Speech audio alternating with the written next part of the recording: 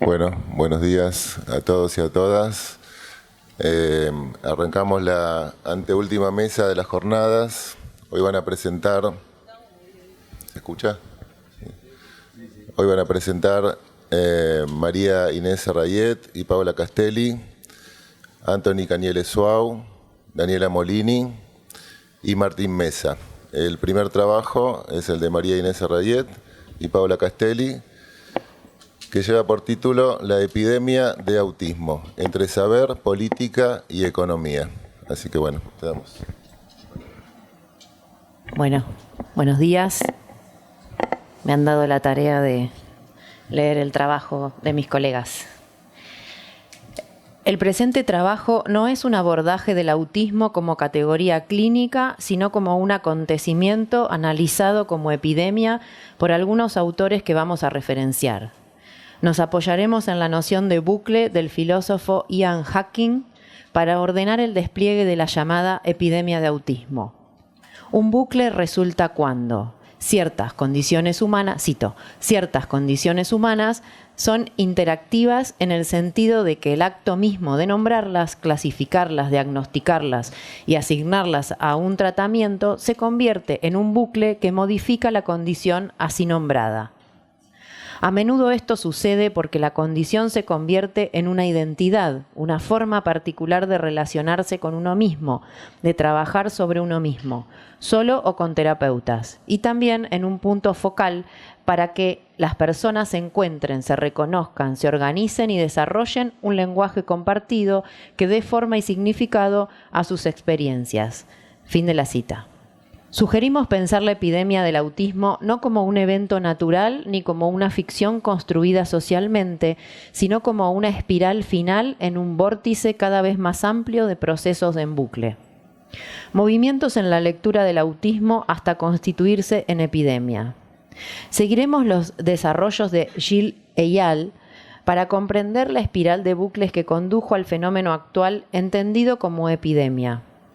Los cambios en la lectura del diagnóstico crearon tanto nuevas personas como dispositivos de abordaje terapéuticos, educativos, familiares y estatales, configurando una forma de biopolítica. El autismo se ha convertido, pues, en algo proteico. Es una cita.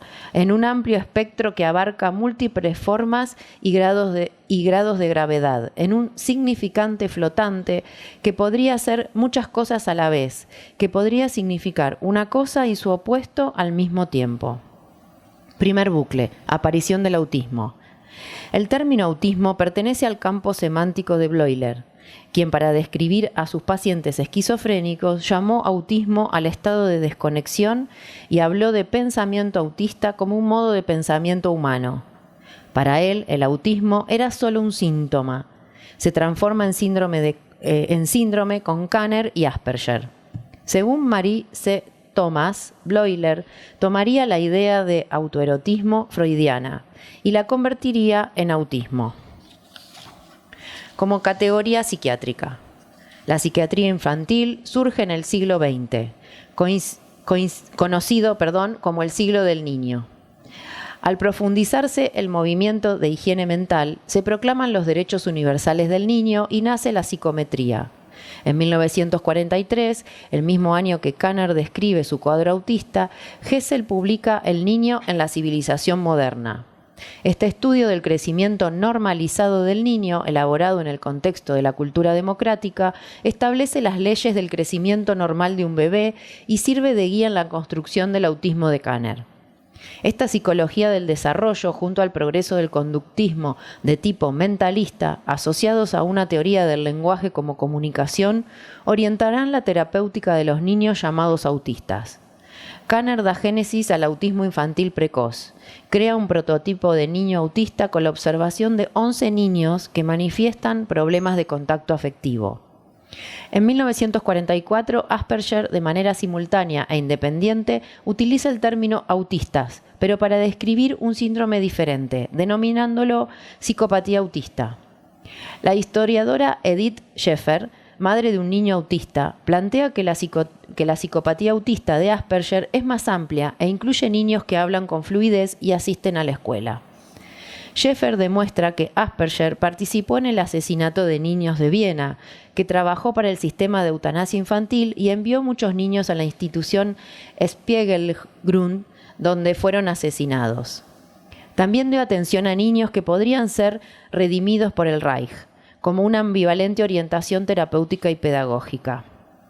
Kanner y Asperger no descubren lo mismo, pero usaron términos similares ya que funcionaron dentro de un universo común de discurso, realizando una descripción simultánea más que un descubrimiento.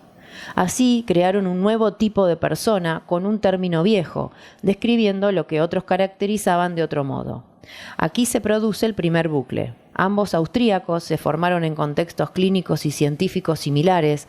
Kanner trabajó con Meyer y trajo a Estados Unidos los conceptos desarrollados en el entorno austroalemán como el refinamiento del concepto de psicosis y la personalidad y la infancia del legado freudiano. El autismo de Kanner unía la psiquiatría infantil con el tratamiento institucional del retraso mental. Conectaba la enfermedad mental y el retraso mental en un solo campo dentro de la psiquiatría infantil, en una posición intersticial. En el mismo lugar se ubica Asperger, con la pedagogía correctiva, para quien pedagogía y terapia se asimilaban. Al denominar al síndrome como psicopatía autista, era susceptible de educación. Eran niños menos afectados, ya que padecían una anomalía de su personalidad. Mientras que el autismo infantil precoz de Kanner era un proceso psicótico con un pronóstico deficitario sin posibilidad de abordaje psicopedagógico. Las orientaciones distintas hicieron que no se encontraran. Tanto Kanner como Asperger crearon cada uno un nuevo tipo de persona, lo que puso en marcha distintos procesos de bucle que transformaron la categoría inicial. Segundo bucle, causalidad materna-familiarismo. Eyal plantea la hipótesis de que el aumento progresivo de casos de autismo es consecuencia de la desinstitucionalización del retraso mental. En 1960, el tratamiento comunitario de abordaje multidisciplinario fuera de la internación dio lugar a la epidemia. Muchos niños diagnosticados como débiles mentales fueron subsumidos como autistas, dando lugar al incremento de casos de autismo. Surge así un nuevo sujeto social, los padres expertos y activistas. Según Doncelot, desde el siglo XVIII, se promueve que el Estado intervenga en la felicidad pública. Este movimiento familiarista, biopolítica, se consolida con el psicoanálisis y opera desde las instituciones responsabilizando a los padres por las afecciones de sus hijos. Para el diagnóstico de autismo, produce conceptos como el de madre heladera, como factor causal, Bettelheim, en la misma década en la que, con la desinstitucionalización del retraso mental, se multiplican los dispositivos desplazando a la psiquiatría. Los padres, convocados en su participación responsable por la felicidad y la patología de sus hijos, comienzan a formar parte de estos dispositivos. Se produce un nuevo bucle donde se transforman en participantes principales de una red de expertos, que desplaza el saber médico-psiquiátrico. Así, la función materna deja de cumplir un rol causal para ser una autoridad respecto del saber sobre el autismo, siendo un diagnóstico más atractivo para los padres. Lo prefieren al retraso mental, por la posibilidad de una evolución positiva.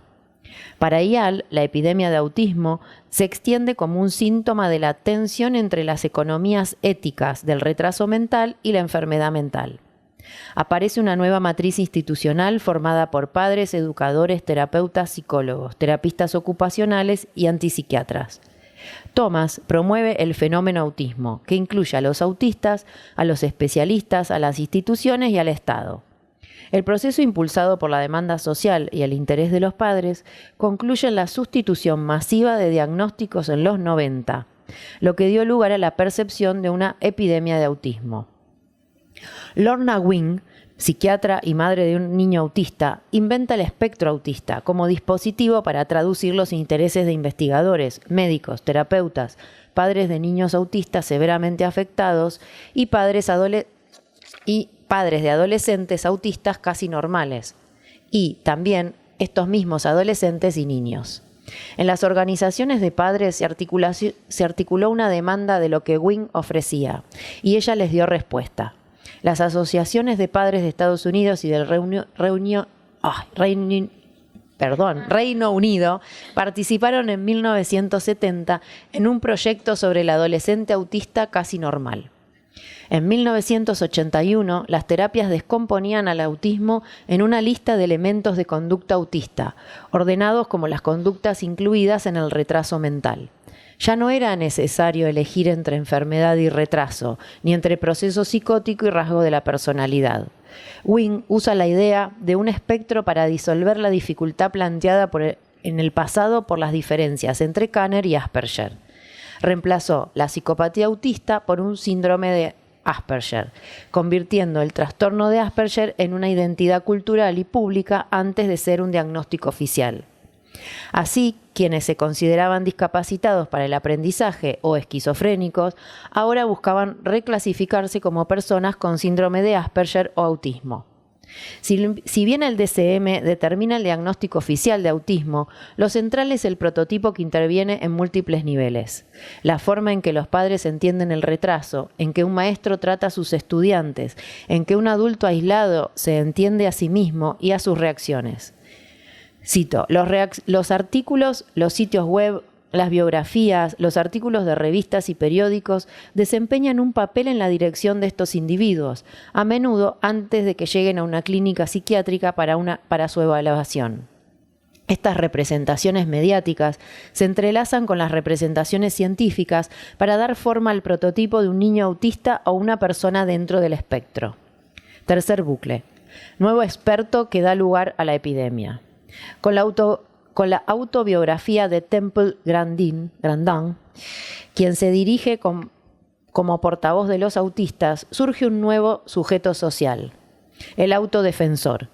Desde la idea de bucle, Grandin sirve de puente. De niña respondía al prototipo de Kanner. De adulta se convirtió en una autista independiente, en una figura pública, ampliando el prototipo, dando lugar en el espectro a otras personas carentes de rasgos autistas clásicos. Con los autodefensores se instala la idea de que solo las personas autistas pueden ayudarse entre sí. El saber autorizado se desplaza hacia los definidos bajo esta categoría. Siguiendo a Eyal, cuando surgen nuevos tipos de personas, surgen nuevas formas de actuar, hablar y representar. Estos nuevos tipos de acción pueden afectar a los prototipos y las clasificaciones oficiales de maneras inesperadas.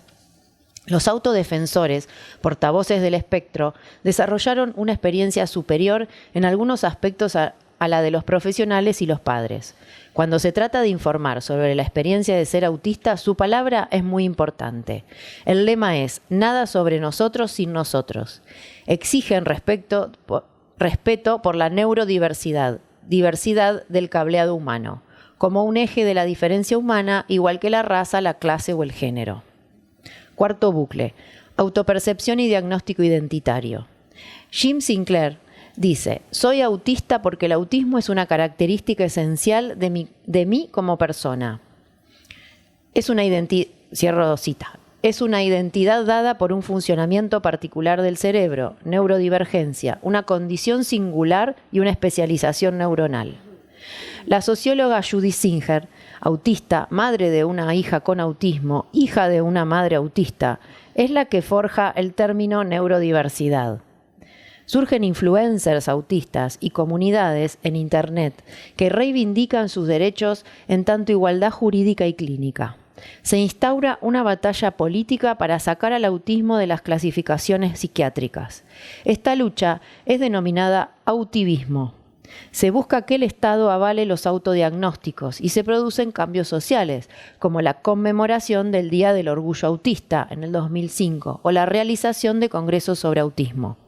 Desde abril de 2025, la Real Academia Nacional de Medicina de España manifiesta inadecuada la denominación de TEA, trastorno del espectro autista, y entiende que debiera ser sustituida por identidad autista o condición de espectro autista, ya que el autismo se considera un desarrollo neurológico atípico, pero no necesariamente patológico.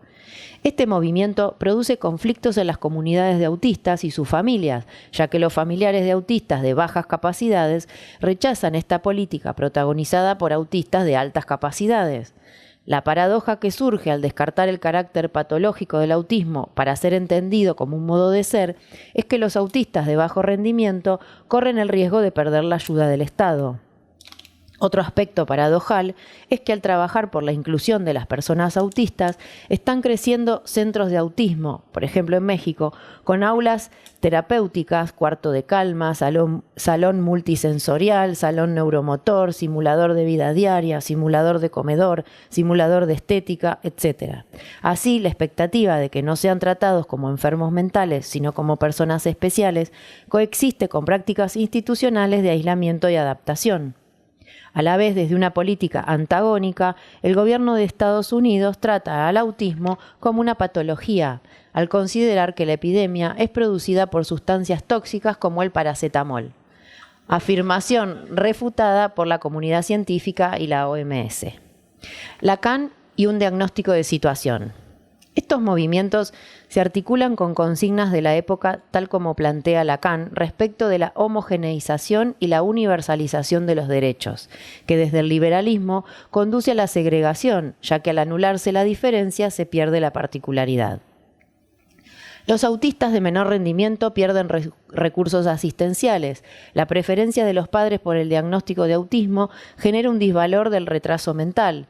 Las personas autistas rechazan ser inscriptas como enfermos mentales, etc.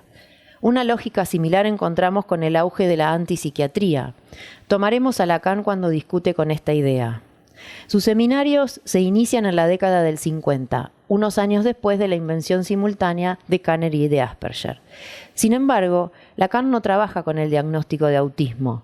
A pesar de que los casos famosos estudiados, el caso Dick de Klein y Roberto de los Lefort, hubieran podido ser incluidos bajo esa rúbrica. Recién en 1974 relaciona el autismo con la esquizofrenia y destaca su inclusión en el campo del lenguaje y el habla. Pero en el discurso de clausura sobre las jornadas de psicosis infantil realiza un diagnóstico de situación del tema convocante en ese momento. Esto era en 1967-1968. Dicho diagnóstico se apoya en comentarios críticos a presentaciones en las jornadas.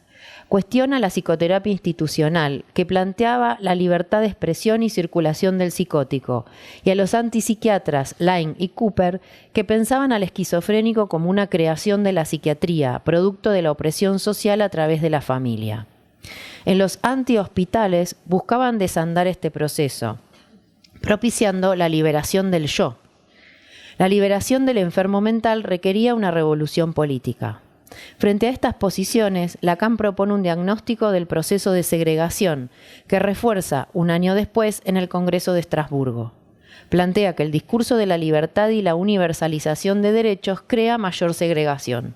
Lo llama segregación ramificada, ya que en nuestra época la devoción por el niño, articulada a la psicosis infantil, lleva a la formación de un ejército de asistentes sociales, terapeutas, educadores y a la proliferación de instituciones que multiplican notablemente las barreras. Este diagnóstico de situación se podría verificar actualmente. En el Centro de Autismo Mexicano se recrea un mundo paralelo para facilitar la inclusión social y la autonomía, bajo una perspectiva de igualdad de derechos, cuando se buscaría la adaptación social con la pérdida de las condiciones particulares del sujeto. Con la promoción de mayor autonomía y libertad se genera mayor segregación. Del mismo modo, las comunidades de autivistas que pretenden regularse a partir de la idea de excluir lo distinto a ellas, es decir, a aquellos que representan lo neurotípico. Estas coordenadas nos permiten verificar, siguiendo el análisis de Alfredo Edelstein, que el encadenamiento actual de las dimensiones del saber, la economía y la política genera condiciones para el surgimiento de la epidemia de autismo y, en particular, para la creación de un nuevo personaje del individualismo moderno. Hasta aquí.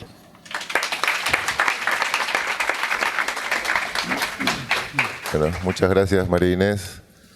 Sigue Anthony con su trabajo La identificación al diagnóstico.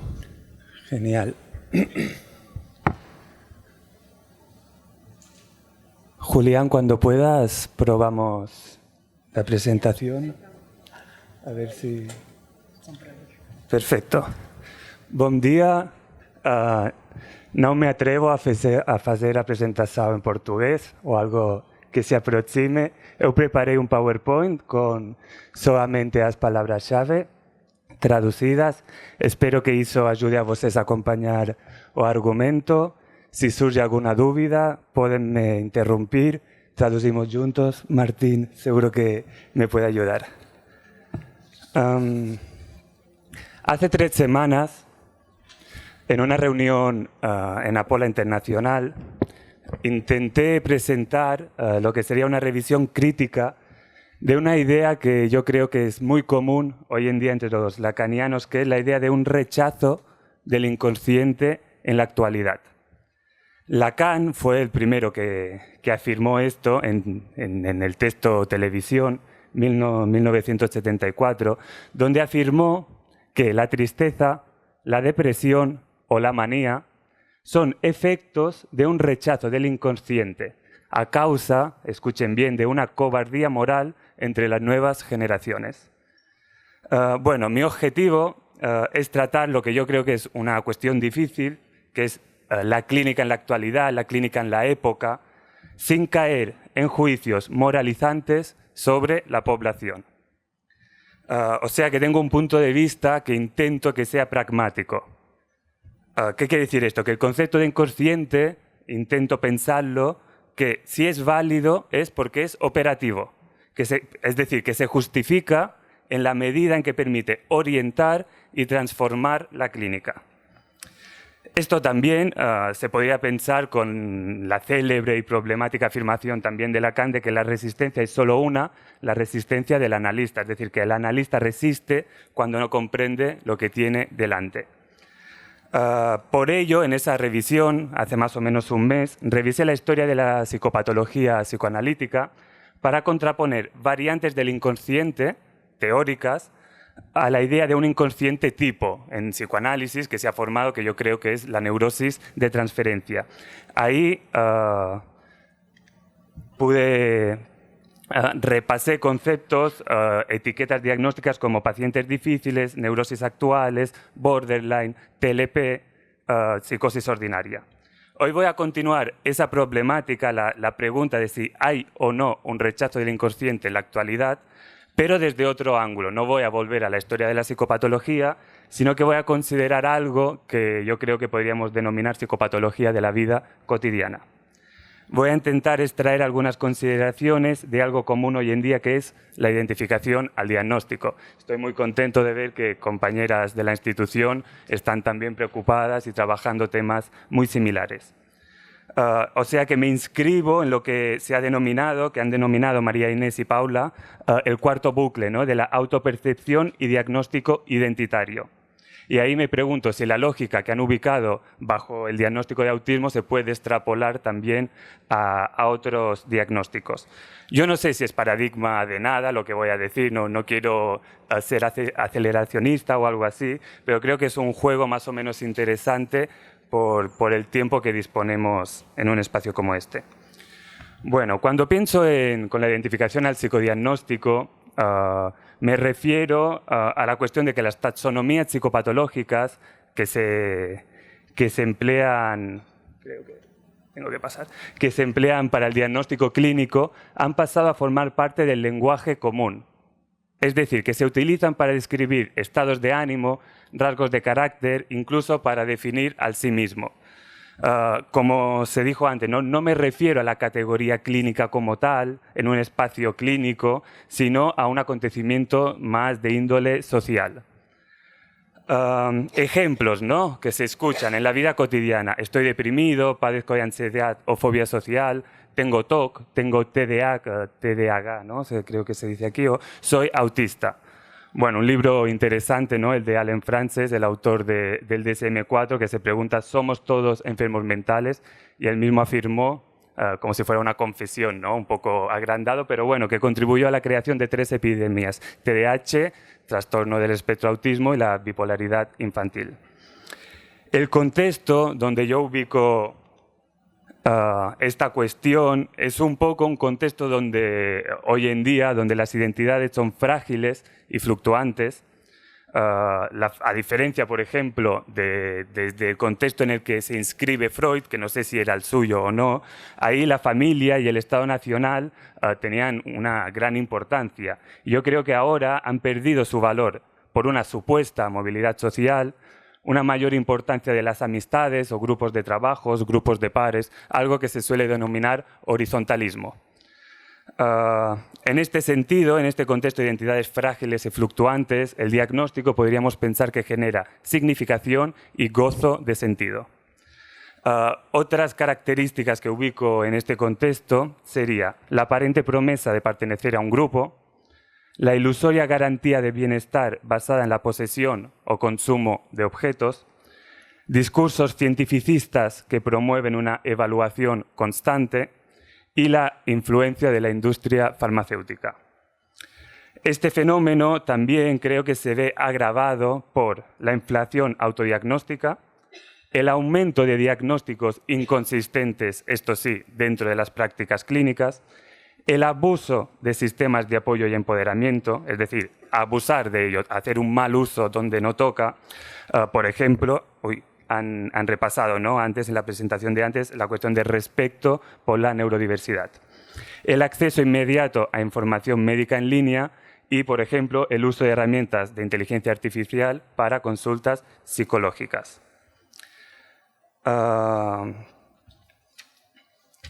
Si seguimos la ortodoxia psicoanalítica, podríamos pensar, ¿no?, la identificación al diagnóstico transforma la demanda de análisis en una solicitud de autenticación narcisista. Es decir, los pacientes se presentan como portadores de síndromes que tienden a clausurar el sentido, con lo que nosotros intentamos desplegar, el sujeto, del malestar, incluso antes de que se exponga el motivo de consulta. El síntoma, se suele decir, se escucha mucho en los lacanianos, que el síntoma se pone en el sujeto. Es decir, la queja queda integrada al yo soy así, y esto sería una cristalización del sujeto que impide el análisis. Entonces, se podría afirmar, desde esta primera hipótesis que intento formular, que una de las consecuencias paradójicas de la creciente visibilidad de la salud mental habría sido un acercamiento más superficial al sufrimiento psíquico. Yo me pregunto, ¿estas identificaciones son resistencias del yo? Que sería, ¿no?, una forma de hablar de esta primera hipótesis. Es decir, ¿es un rechazo del inconsciente que proviene del yo? A mí me parece insuficiente, o al menos para lo que me gustaría plantear hoy, y quisiera continuar, ¿no?, un poco con este juego más allá de esta idea de resistencia. Por eso voy a ubicar un poco un cambio, ¿no?, que sería una paradoja, esta cuestión de la identificación al diagnóstico, si seguimos la lógica del estigma muy trabajada. Mientras que el estigma tradicionalmente, es decir, la cuestión del diagnóstico médico, ¿no?, desde un poder jerárquico, un especialista que te clasifica, el estigma tradicionalmente se ha concebido como un atributo devaluador, como un insulto asociado a la psicopatía, incluso a la violencia. La identificación al diagnóstico, en cambio, se presenta como una forma performativa de inserción social. Degrada y despersonaliza, es verdad, pero sobre todo aporta un sentido imaginario que compensa. La lucha por la visibilización de los problemas de salud mental, lo que yo estoy intentando formular, es que ha terminado siendo un control de la intimidad. La etiqueta diagnóstica prescribe comportamientos, orienta acciones y restringe posibilidades. ¿Qué pienso a partir de aquí? Que hay una nueva forma de poder, un poder no basada en el control, los estados absolutistas, la familia vertical jerárquica, podríamos decir la familia edípica. Sino, en vez de esta forma basada en el control, hay un poder que actúa a partir de la autocontención o autocontrol reflexiva de los afectos. Lo que María Inés y Paula han trabajado más desde el concepto de biopolítica, más o menos similar. Yo ahí me inscribo con el trabajo de un psicoanalista francés que se llama Pierre-Henri Castel, a mí me interesa mucho. Van a ver que traigo algunos conceptos o autores que no son específicamente lacanianos. Se ha trabajado muchos autores de otras disciplinas. Pienso, ¿no? Ahora que ya estamos llegando al final de las jornadas, puedo también hablar un poco sobre estas jornadas. Se han presentado muchos autores muy interesantes, pero se han presentado pocos psicoanalistas, más allá de Lacan y algunos colegas dentro de la institución. Yo creo que Apola viene trabajando mucho. ¿Qué dice Lacan? Creo que ha sido un trabajo que era necesario, un trabajo que ha sido muy provechoso, que creo que hemos llegado a un muy buen puerto. Y ahora a mí me interesa un poco también pensar, después de esta lectura de Lacan, ¿qué aporta esto a la práctica del psicoanálisis en general, al psicoanálisis en general, ¿no? Con todas sus escuelas, todas sus diferencias? Creo que también Leandro, quien se ha preguntado en algunas reuniones científicas este año, ¿se puede deducir una clínica, una técnica, un modo de hacer de la lectura de Apola de Lacan? Bueno, creo que también es un trabajo importante que tenemos que hacer. Si seguimos con esta idea, ¿no? Esta nueva forma de poder, esta nueva lógica, podemos ver que las psicoterapias más comunes hoy en día apuntan a la misma dirección que la lógica del poder, ¿no? Lo que sería el problema. Los soft skills, el mindfulness, los manuales de autoayuda, los manuales para ser buenos padres, ¿no? La cuestión de los padres expertos y activistas no son otro síntoma de esta cuestión.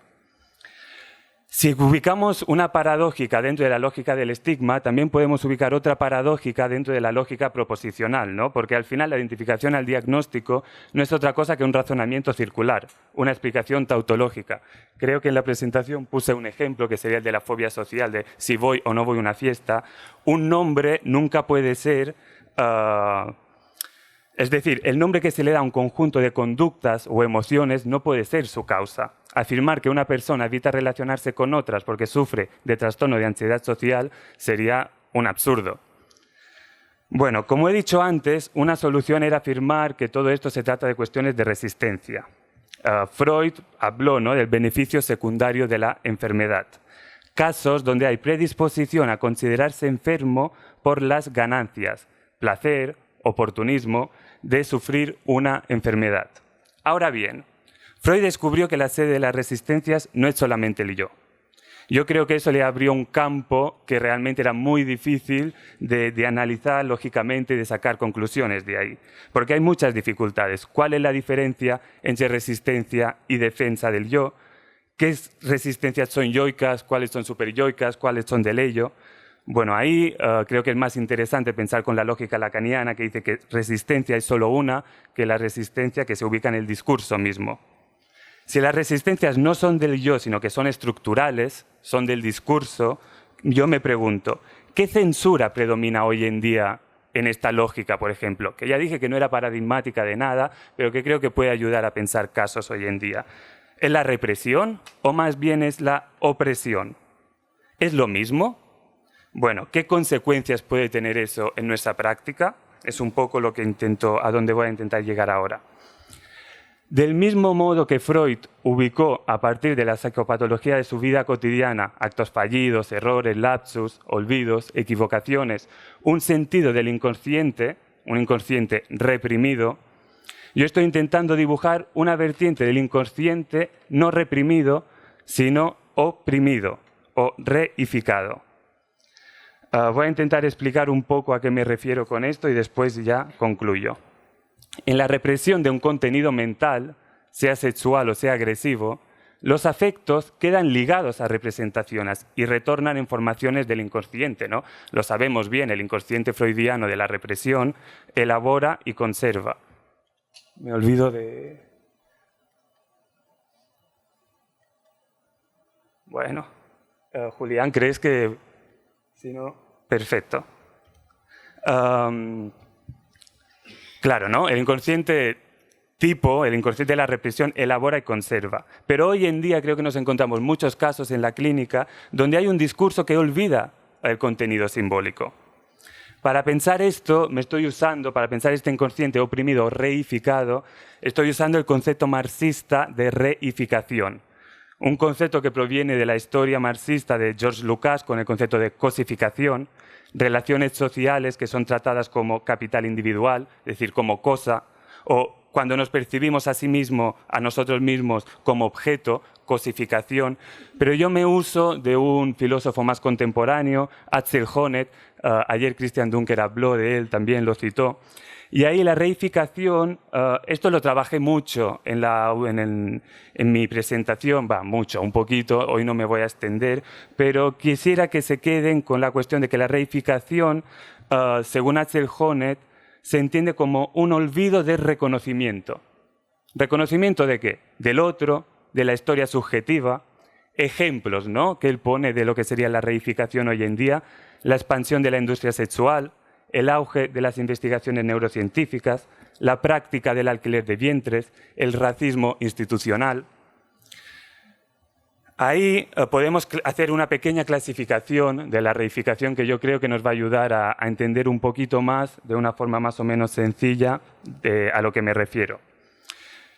Reificación puede ser por olvido, por interés personal, egoísmo. Yo me olvido de la historia subjetiva del otro por egoísmo, pero también puede ser por prejuicio. Los estereotipos llevan a interpretar a los demás de manera selectiva, como cosas. El racismo, el edadismo, la gordofobia.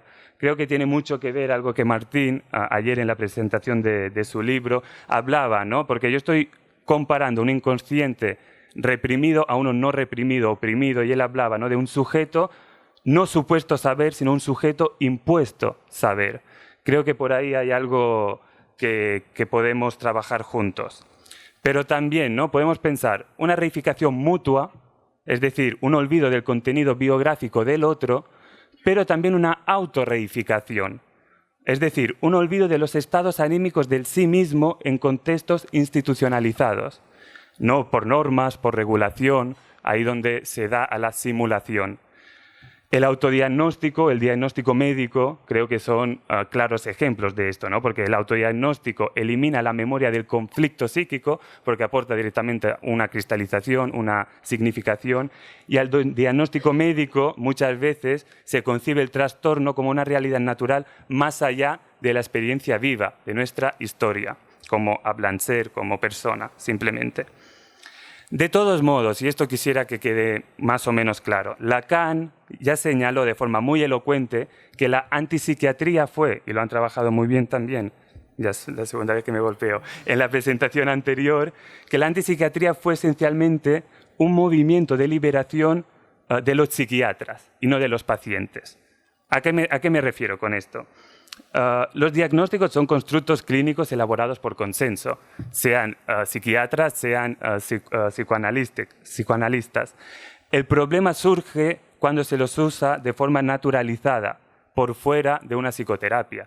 Es decir, yo no estoy en contra de lo tipo, no quiero que se entienda aquí como algo en contra de los diagnósticos, sino su uso por fuera de la psicoterapia. Incluso yo no quiero ser moralista. A mí me da igual si se usan los psicodiagnósticos como forma de definir el sí mismo.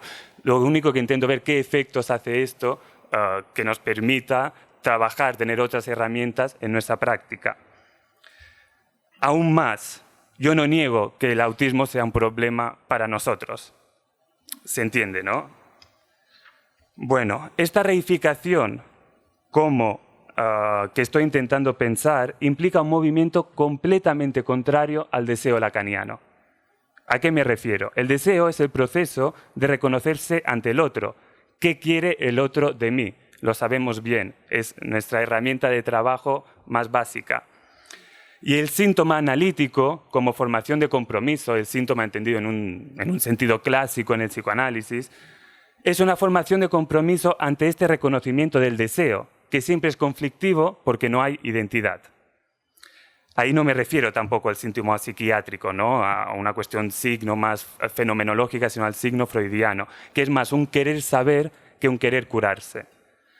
La reificación como un olvido de reconocimiento imposibilita la formación del yo, la imagen especular, el narcisismo, imposibilita el deseo, el conflicto inconsciente, el síntoma, el fantasma, al menos en un sentido clásico o neurótico. A diferencia de la psicosis, donde hay un otro omnipotente, y también a diferencia de la neurosis, donde hay un otro barrado, en la reificación no hay reconocimiento alguno del otro, porque hay un olvido del reconocimiento. Yo creo, y esto también fue lo que intenté presentar en la última reunión, que la reificación es un concepto muy adecuado para pensar lógicas inconscientes operacionales más allá del síntoma analítico. Es decir, sujetos incapaces de simbolizar su cotidianidad o fallas y que son empujados a actuar. Se habla mucho, ¿no?, en la época de impulsividad, ataques de pánico, actings, una actuación que está desligado muchas veces de una formalización alguna. Estos sujetos se suele decir que son experiencias no reflexivas, sino refractarias. Refractario, ¿no? Creo que se entiende en portugués. ¿Refractarias a qué? ¿Qué es lo que rechazan? La sugestión, la transferencia, la interpretación, incluso el silencio y el corte de la sesión. Yo creo que muchas veces esta clínica lacaniana, post-lacaniana o milleriana, como la quieran llamar, del silencio y el corte de la sesión, se hizo por este tipo de casos. Y yo creo que no funciona en ninguna de las formas. Es lo que muchas veces se llama patologías del acto, patologías del déficit, es decir, patologías que no tienen conflicto, que el sujeto no se pone, no se representa ante su conflicto, ante su síntoma. Yo creo que patologías del déficit es problemático. Y cuando se habla de patologías del déficit, por ejemplo, en el contexto del autismo, es un claro ejemplo que pensamos ahí por déficit o falta. Yo creo que es una interpretación neurótica esa de la falta. Bueno, voy a concluir. Creo que... Así, lo que me pregunto es, ¿hay una crisis del inconsciente hoy en día? ¿Cómo podemos analizar este tipo de casos?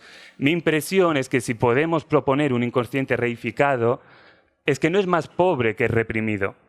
Creo que tiene una complejidad igual o superior a las neurosis clásicas.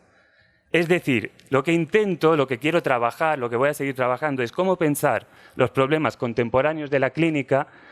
Uno, sin adoptar una posición nostálgica, de la creatividad, de las formaciones inconscientes, de las histerias y no sé qué, que es nuestro ideal. A mí creo que es así como nos gusta trabajar muchas veces, pero ¿cómo no adoptar una posición nostálgica ante eso? Sin reducir la clínica contemporánea al equívoco de los síntomas actuales.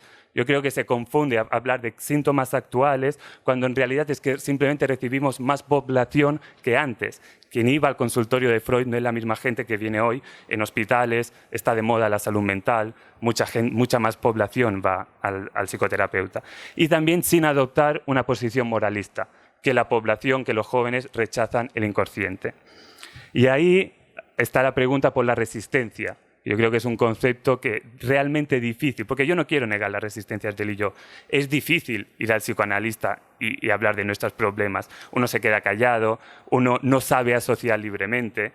Ahora bien, si la identificación al diagnóstico, como han hablado antes, una espiral de procesos en bucle, se puede entender como algo estructural en nuestra época, ¿qué pasa ahí con la idea de resistencia? ¿Qué pasa qué consecuencias tiene esto en la clínica?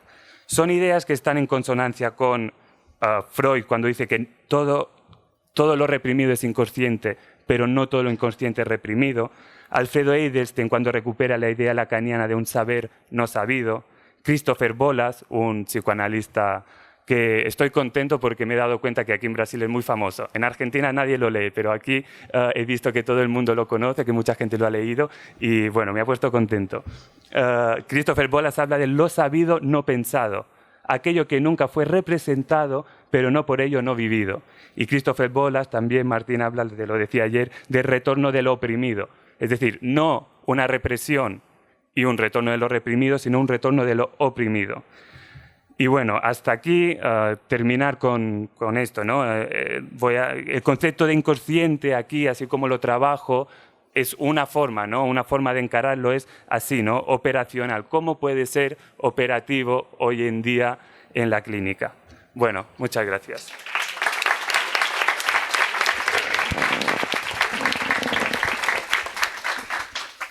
Bueno, continúa Daniela Molini con su trabajo Un caso. Hola, buen día. Bueno, yo voy a leer mi trabajo. Se llama Un caso y también podría haber sido puesto entre signos de pregunta el título. En la práctica analítica, situar al sujeto con respecto a la realidad, tal como se supone... ¿No se escucha? ¿Vuelvo a empezar? ¿Ahí? en la práctica analítica, situar al sujeto con respecto a la realidad tal como se supone que nos constituye y no con respecto al significante, ya equivale a caer en la degradación de la constitución psicológica del sujeto.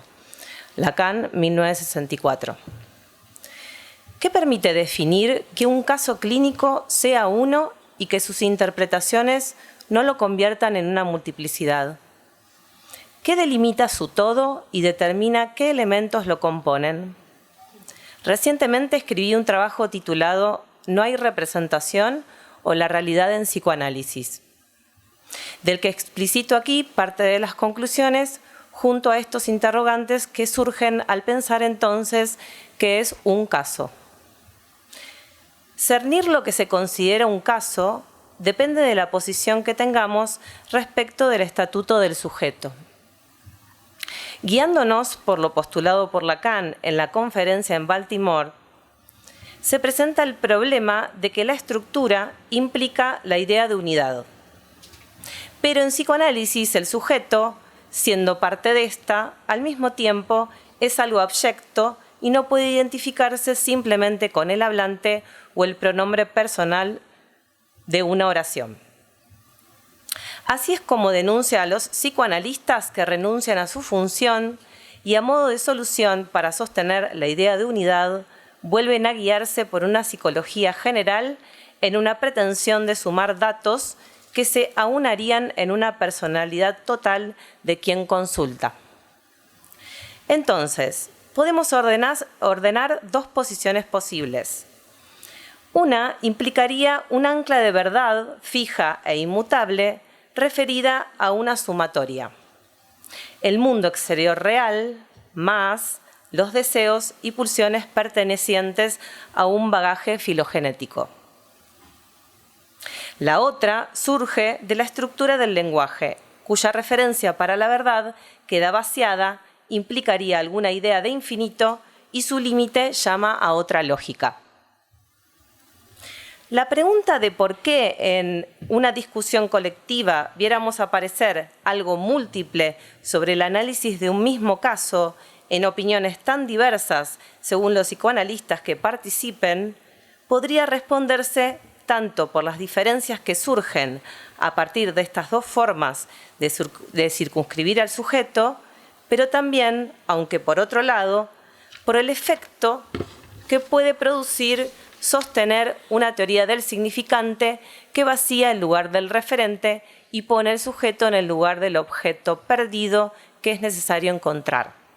Me ocuparé de este problema. No hay mímesis. La mímesis es una noción compleja. Se ha simplificado desde una concepción platónica como algo desmerecido por ocasionar una reproducción falsa del mundo de las ideas. Por ejemplo, en el arte como una copia de copia, que impediría el conocimiento. En cambio, en Aristóteles, una defensa de ello, ponderando la representación como algo posible. También se pueden hacer otras lecturas estudiando en lo que en Platón se llama mímesis equiástica, desde la que se podría realizar una buena imitación en la poesía o el teatro, como herramienta de acceso a la verdad.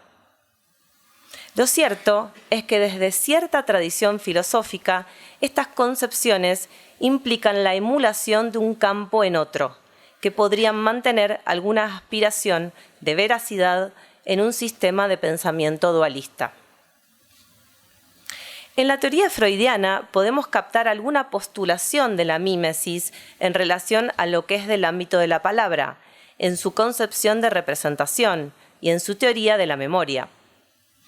Parafraseando a Lacan, se pone una diferencia entre el objeto o el hecho y la representación de éste, entendida como palabra que lo evoca mentalmente. Además de que, en este mismo sentido, se podría reconocer una relación freudio-aristotélica entre lo universal y lo particular. Y si de alguna manera consideramos la idea de representación freudiana como homóloga al significante de Lacan, ello podría provocar un uso erróneo igualándolo a una concepción de palabra como nominativa. En el trabajo citado me ocupo del problema de los universales en relación al estatuto de la existencia de las cosas abstractas que hace al contexto de este planteo. Con Lacan vemos caer la concepción de totalidad originaria, que no habría. Más bien, la completitud es el engaño, como proyección en una imagen, y el resultado son dos lugares no homólogos. Además, importante subrayar que él sustituye la noción de representación por la de presentación del objeto A entre analista y analizante. Si no habláramos específicamente del significante de Lacan, por lo menos nos serviría partir de pensar que cada palabra es una metáfora, como nos indica Borges citando a Leopoldo Lugones. Eso podría implicar tener en cuenta los usos anteriores o simultáneos al que se está utilizando en una frase, aunque sea necesario olvidar los caminos etimológicos para poder entenderlas actualmente. Por ejemplo, un candidato ya no es un hombre vestido de blanco. Borges, 1963. Enfocar esta característica de una lengua nos permite postularla como constitutiva de un mundo, como un pentagrama, donde una palabra no es una, ya que participa de diversos usos del habla, imágenes, otras palabras y un conjunto de cosas. Este tipo de concepciones se enmarcan en el debate que da inicio con la lingüística. Se cuestiona la noción de la lengua como un sistema para nomenclar con palabras las cosas, dejando ese problema del lado de la filosofía. La tarea pasa a ser cuestionar los supuestos convencionalismos para juntar los significados a los significantes. A partir de ese contexto, la inversión del signo saussuriano en el algoritmo de Lacan, que promueve a la parte superior al significante, resalta sus juegos combinatorios para luego sí entrar en el significado y componer un sujeto. Así, propone un modelo que vacía la idea tanto de referente sustancial como de la arbitrariedad de la unión de los dos elementos. Paso de Lacan, que se inscribe en un largo proceso de la historia del saber alrededor de la cuestión del signo. Cito: «Y nadie dejará de fracasar si sostiene su pregunta mientras no nos hayamos desprendido de la ilusión de que el significante responde a la función de representar al significado, o digamos mejor, que el significante deba responder de su existencia a título de una significación cualquiera». Así, pone luz a los mecanismos de la lengua en su inventiva propia, como un juego de signos que no dependen de alguien en particular. La orientación de Lacan es el abandono de la creencia en la representación, consecuencia de la caída de la idea del mundo como el todos. Este foco enmarca las concepciones que posibilitan una clínica lacaniana que limitan la posible arbitrariedad de un sujeto que ordenaría esa unión o que debería ordenarla. Idea que Lacan lleva al extremo considerando la autonomía del significante respecto del significado, para desde allí pensar al inconsciente. Por lo tanto, en el terreno del significante, tanto el algo como el alguien se trastocan como referentes. La realidad y el caso. No se trata solo de aturdir el debate nominalista con un golpe bajo, sino mostrar cómo el significante entra realmente en el significado, es decir, en una forma que, sin ser inmaterial, plantea la cuestión de su lugar en la realidad. Lacan, 1957. Como nos advierte Alfredo Edelstein, aunque nos nombremos psicoanalistas, si consideramos inexactamente que el psicoanálisis es la clínica de la palabra y que la palabra es testimonio, que refiere a una existencia de hecho, anterior y primera, ineludiblemente ello nos llevará a confundir el material con el que trabajamos. Podría acarrear incluso una especie de evaluación del grado de normalidad o inteligencia que el analizante porta. Como si nuestra labor como analista se tratara de ajustar las palabras con los sucesos. Y si eso no se diera, nosotros debiéramos saber interpretar lo que aconteció, convirtiéndonos en los guardianes de un uso de la palabra como reflejo veraz del mundo. A pesar del valor de haberle dado existencia de realidad a las fantasías inconscientes, Freud sustenta dos realidades opuestas, pero que debieran compararse y sumarse. La realidad material, como externa, real, verdadera, y la realidad psíquica, como interna, copia más o menos verosímil de la externa, más deseos, fantasías e ilusiones. Concepción que sostiene hasta el final de su obra. Nos dice que, a pesar de considerar lo real objetivo como algo que permanecerá no discernible por la incapacidad de nuestros órganos sensoriales, se puede comparar a la labor del psicoanálisis con la labor científica como la posibilidad de percibir desde los sentidos y producir una intelección de nexos y relaciones de dependencia que están presentes en el mundo exterior, que en el mundo interior de nuestro pensar pueden ser reproducidos o espejados de alguna manera confiable. Freud, 1940.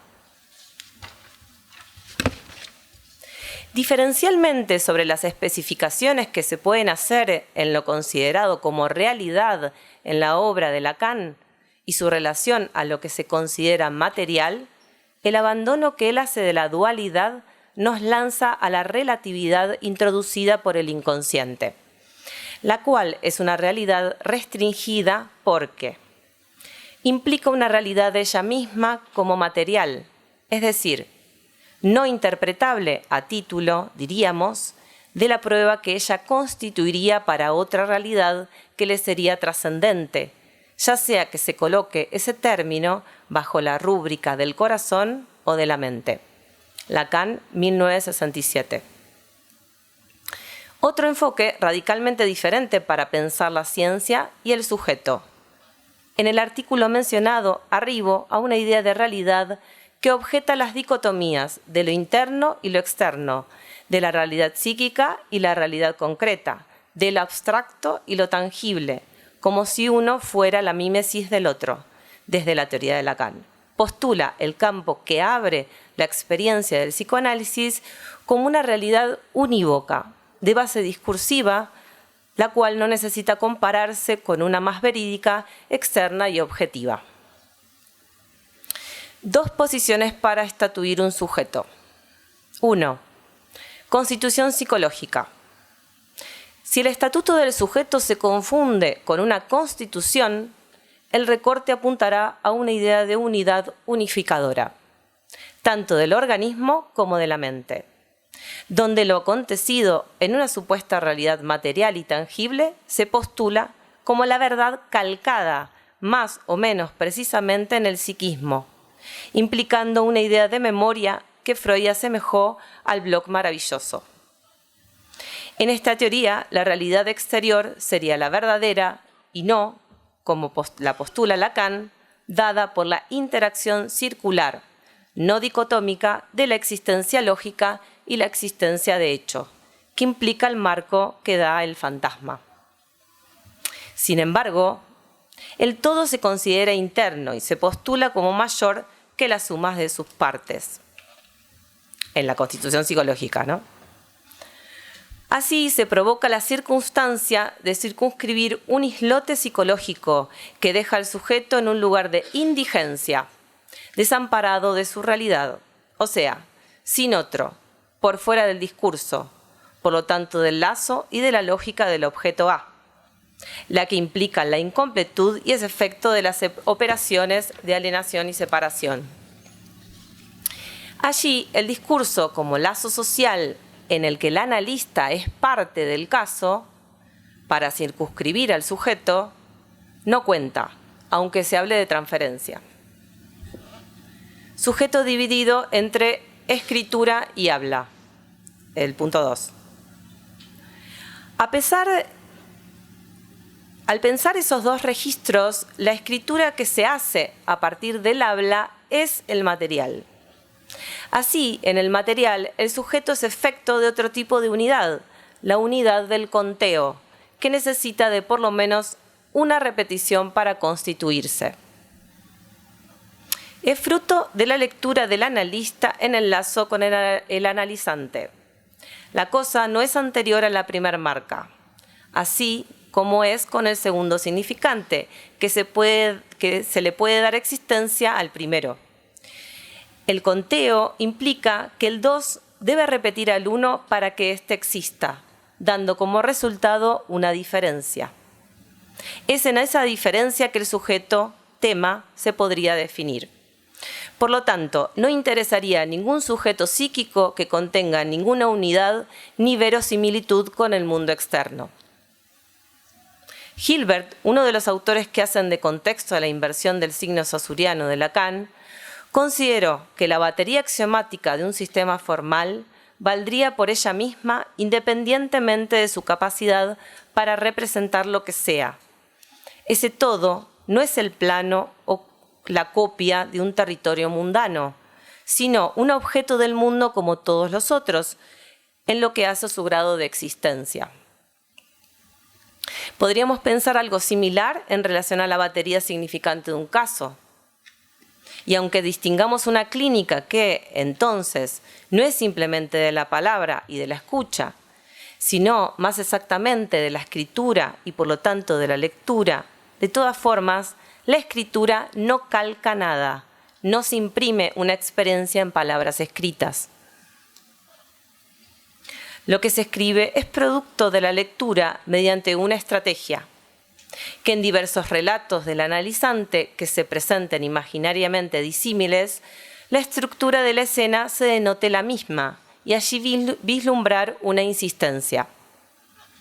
Para que algo se tome como repetición, la marca debe tener el efecto de borrar las diferencias, pero éstas no desaparecen como posibilidad. Más aún, a partir de lo que se puede obligar a cambiar al producir lo escrito como material.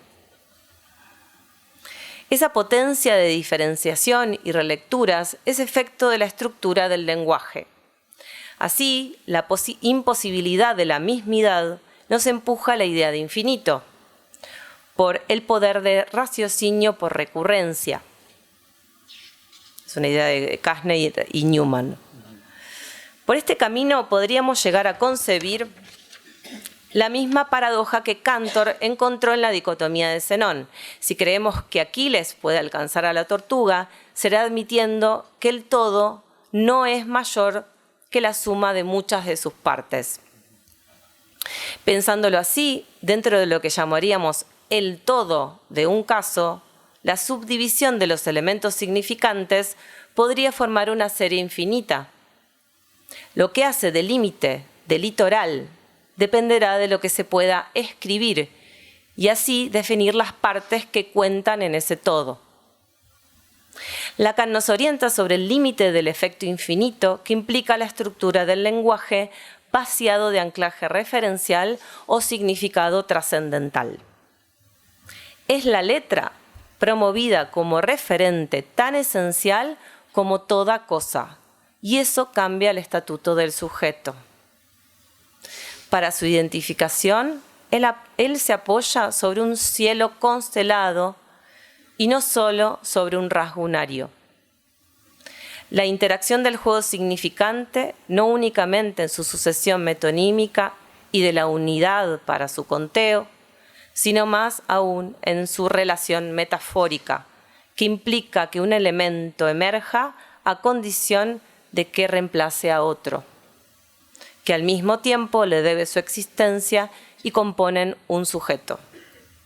Es la letra como tal la que sostiene el significante según su ley de metáfora. Conclusión. Queda justificado que es posible que las numerosas lecturas que se pueden hacer de un mismo caso dependan entonces de confundir la composición de un sujeto dependiente del juego significante con la constitución psicológica. y que por lo tanto estemos hablando de mundos teóricos radicalmente distintos. Pero también la posibilidad de las múltiples lecturas pueden ser dadas por la concepción en la que se apoya la clínica lacaniana en su definición del significante. Así, puede que el debate clínico se eternice, y me pregunto si eso hace que un caso se convierta en tantos casos como opiniones haya. Pero si sostenemos que es uno, parece pertinente orientarse ponderando la función del analista del caso, precisando la definición de repetición, aclarándonos en una adecuada concepción de unidad y permitiéndonos dejarnos conducir por lo que el concepto de letra nos trae como único anclaje referencial, donde en un segundo tiempo el todo es plausible de descompletarse, dando la posibilidad de la transformación del sujeto. Gracias.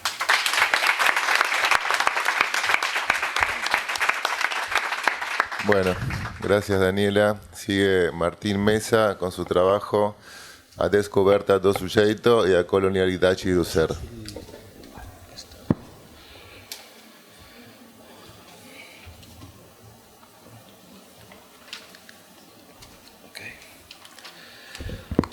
Bom dia. Bom, eu vou aproveitar o espaço para avançar um pouquinho no comentário de um capítulo do livro, que se chama assim, A Descoberta do Sujeito e a Colonialidade do Ser, e aproveitar para comentar algumas, trazer algumas ideias e como foi o processo de escrita.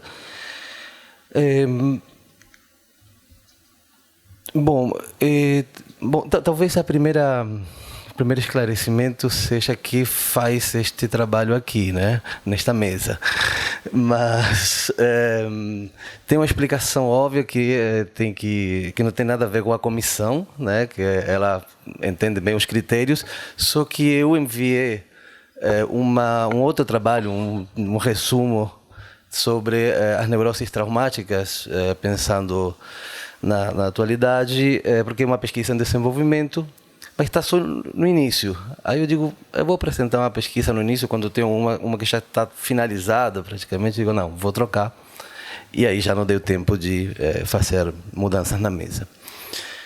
Então, o Leandro trouxe o outro dia... ok. Obrigado. O Leandro avançou na temática e já colocou o sujeito do racismo, né? Com o qual o que eu vou tentar falar é um pouco sobre essa teoria que a gente está pensando sobre o racismo como sujeito, como tema, como assunto. E para isso pensar algumas questões sobre, então, se o sujeito do racismo na psicanálise, pensar algo sobre essa divisão, sobre esse status da fenda, que então é incorporado a partir da linha abissal, a linha de cor e a diferença colonial. Está num contexto maior, então aí é difícil de seguir só nesta produção do texto, que é diversos capítulos que estão falando de diferentes níveis sobre esse estatuto da fenda.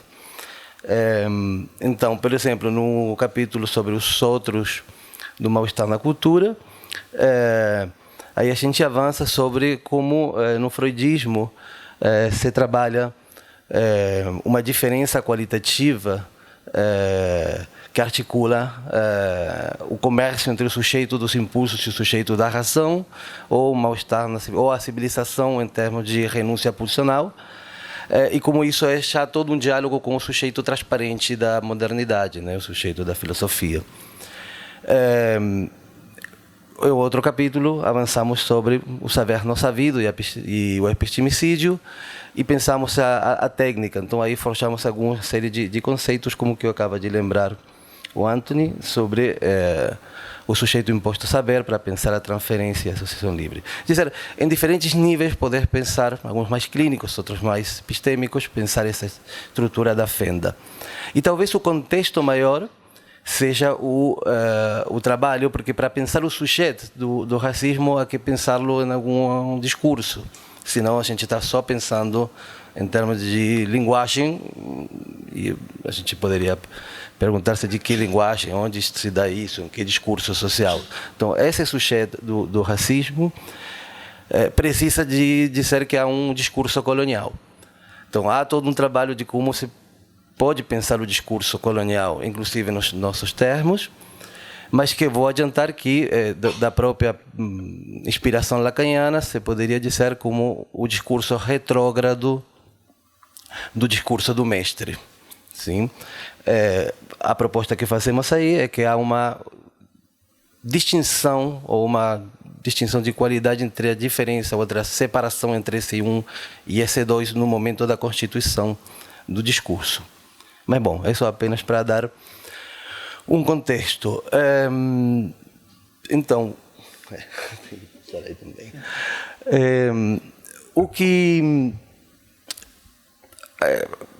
o processo foi todo reconhecer como os autores pós-coloniais e decoloniais entendem o sujeito ou a colonialidade do ser em termos do cogito cartesiano, e como Lacan também trabalha o cogito cartesiano para falar sobre o surgimento do sujeito. Portanto, fomos buscar algumas definições de outro tipo, mas essas são as mais palatáveis para o diálogo, não para a assimilação com o nosso discurso, mas para o possível diálogo.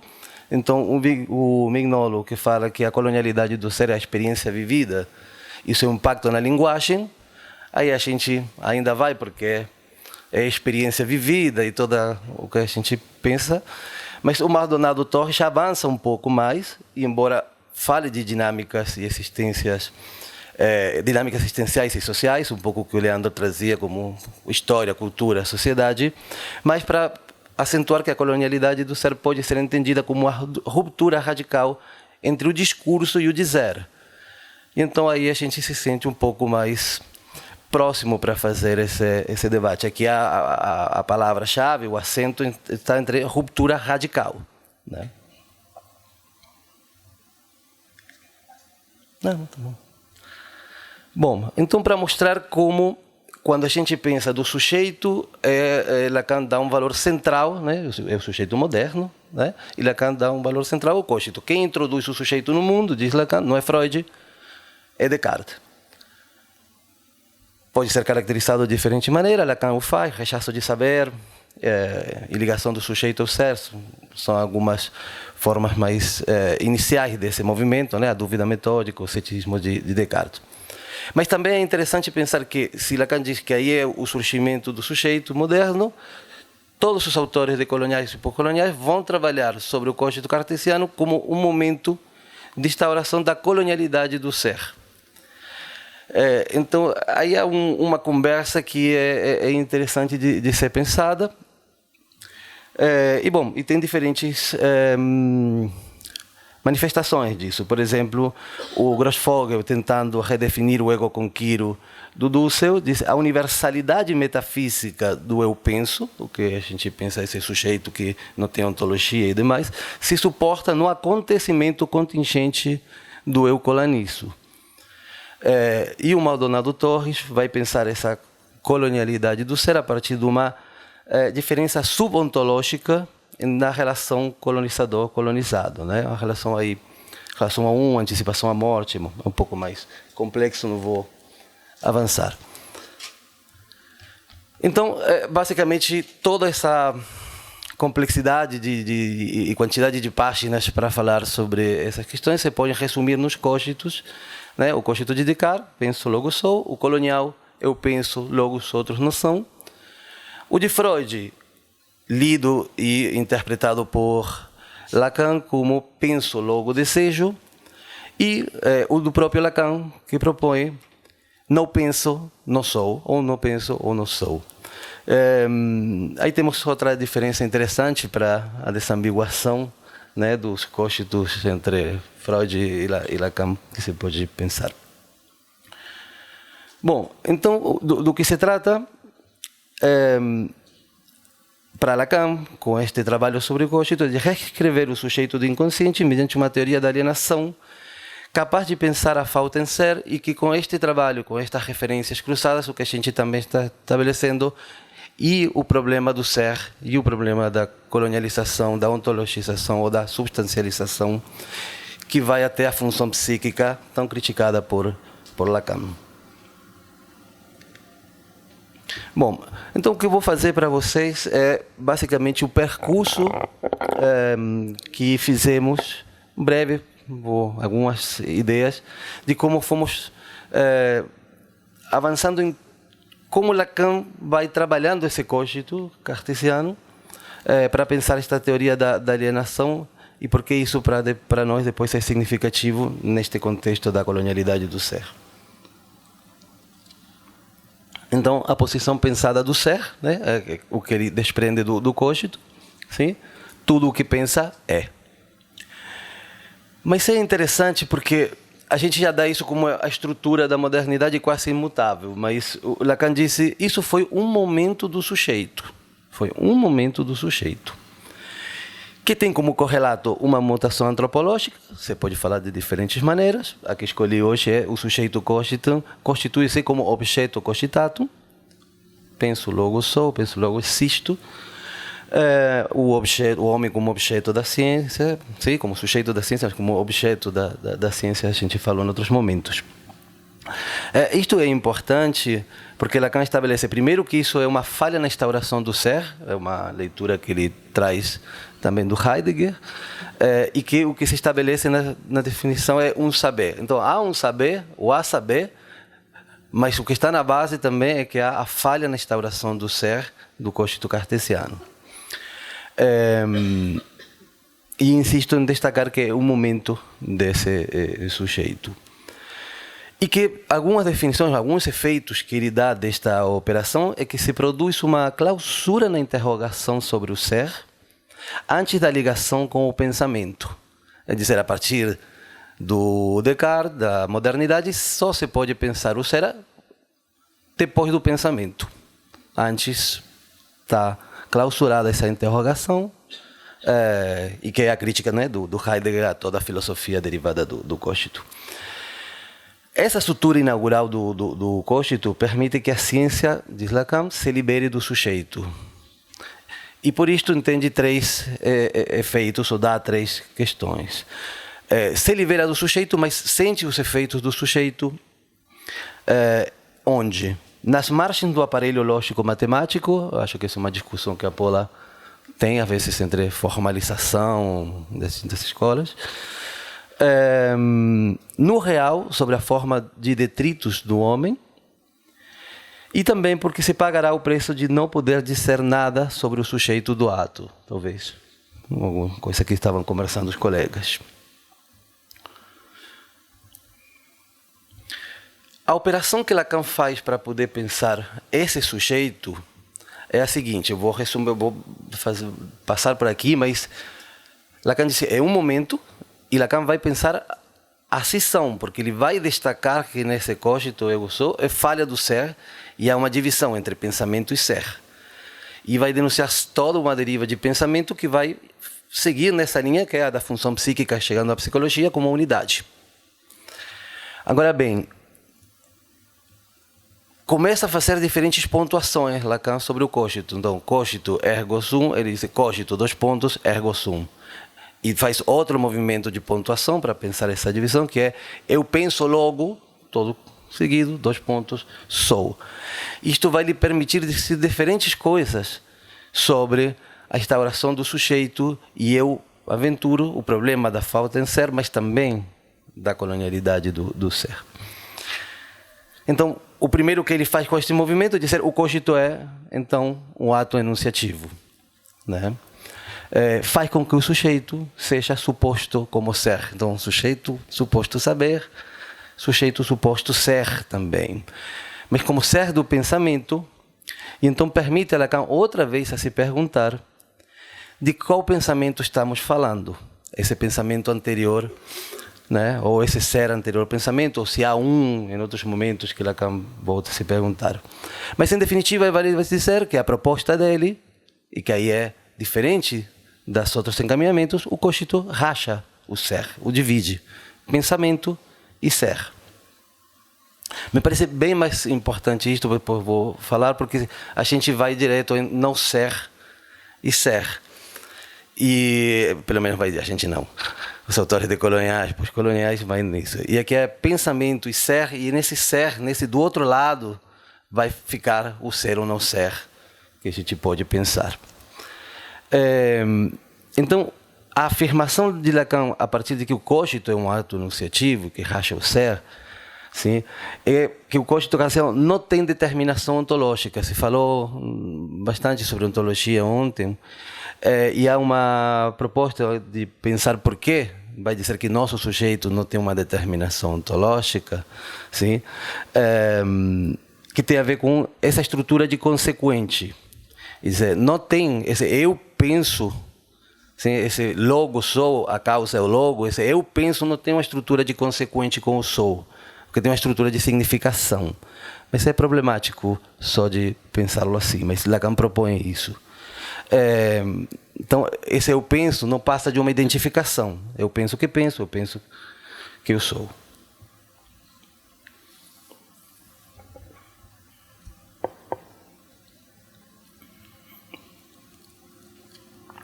Então, como ele dizia, o falso ato, a falsa instalação do ser está na materialidade que Lacan encontra na linguagem, no logo, né, no ergo. Sim? Falso ato que permite, nesse falso ato, permite estabelecer a divisão e a problemática, então, agora sim, entre o ser da existência e o ser do sentido. Lacan vai dizer, em vários momentos diz assim, depois retifica, é o sujeito, né, da existência e o sujeito do sentido. Então, a pergunta pelo não ser, e eu acrescento também na lógica ser, não ser, na pergunta pelo ser também, sim? Ainda antes, e no momento de Lacan, a localiza ainda antes e no momento da nomeação como função da unidade da diferença radical que surge no traço unário. E aí o que Lacan nos coloca todos juntos no mesmo bolo para pensar essa questão.